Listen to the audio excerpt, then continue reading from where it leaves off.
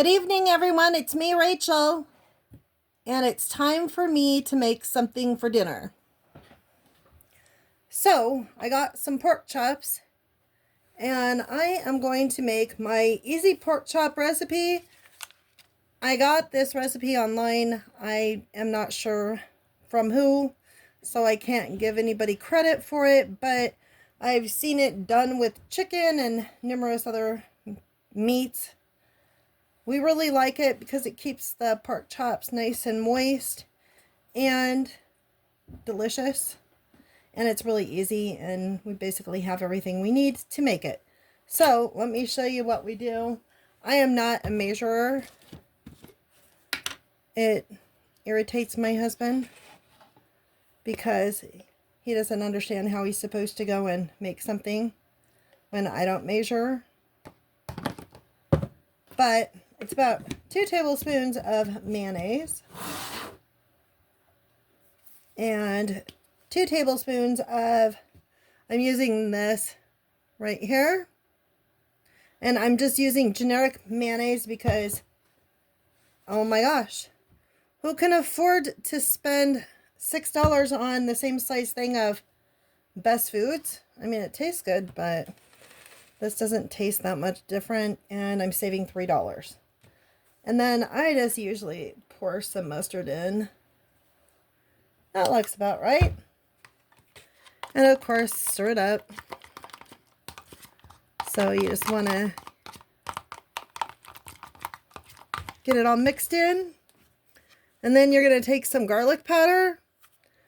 I think the recipe calls for a teaspoon, but as I said, I really don't measure, and we like garlic.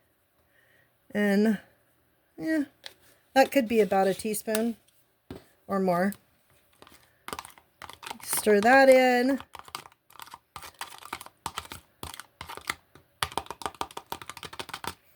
And voila, your sauce is done.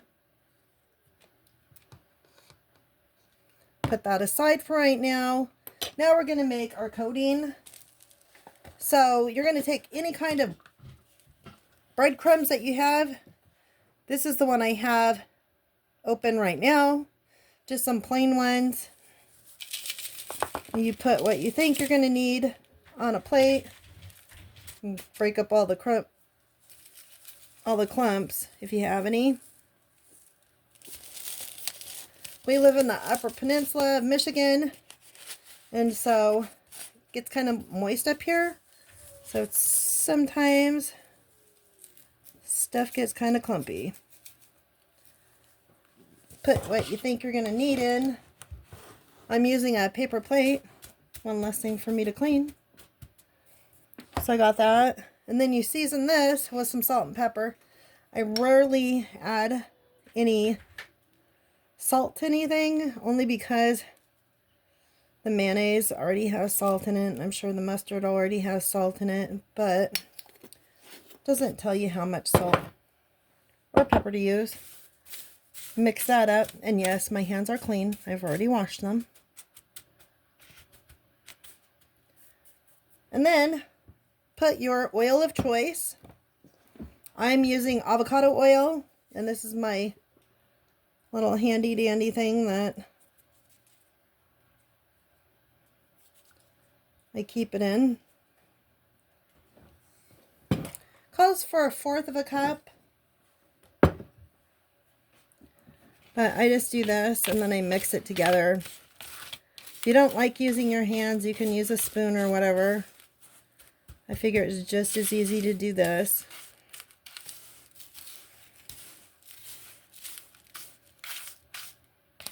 I'm sure that somebody's going to complain. I don't care though. You do you and I'll do me. So, you are going to take a pork chop. These are quite big. And you're going to take some of the sauce and you're going to slather it all over your pork chop.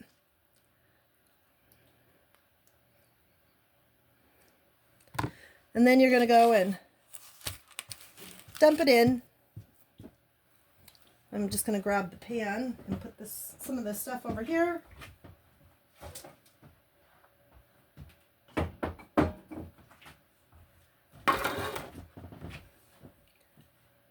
And I'm not sure if anybody remembers, but the other day when I made the poppers, I had mentioned that if you put some water underneath your pan before you put your parchment paper on it, it will stick and it doesn't move around and stuff, and it makes it so much nicer. So you're going to slather your other side of your pork chop and get it all nice and ooey gooey.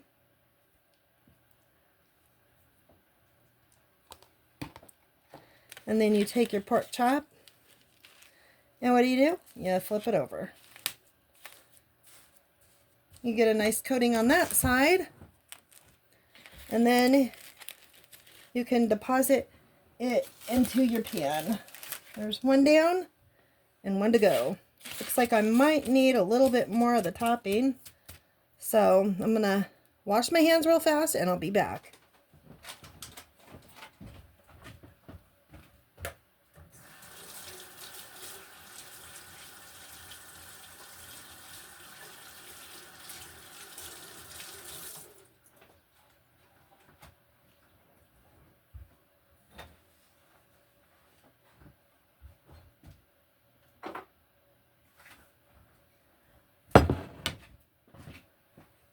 Okay, I'm back. Let's add a little bit more these breadcrumbs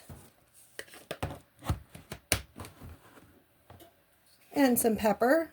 I love pepper. I'm a pepperaholic, I think. I guess that's better than a saltaholic, right? Better for you anyway, health-wise. And then some more of the avocado oil or whatever you use. Once again, just gonna mix it in together a little bit. I think you just do this to kind of keep the breadcrumbs together a little bit. So I'm gonna take my last pork chop. We only need 2 because it's just the 2 of us. And I'm going to put some of the sauce on it.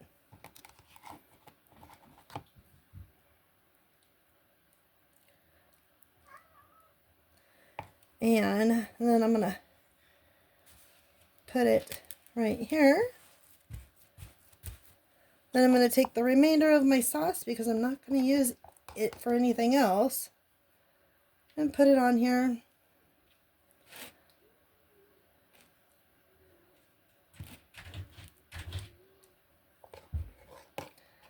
So now I'm going to flip it over.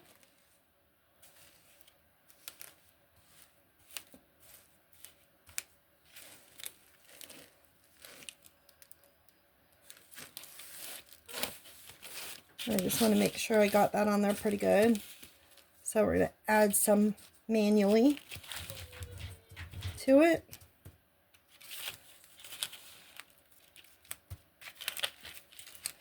And put it on our baking sheet. And now I'm just going to go and put it in the oven, and I'm going to bake it at 425 for about 20-25 minutes. It does have a bone in it. And I'll be back in just a moment.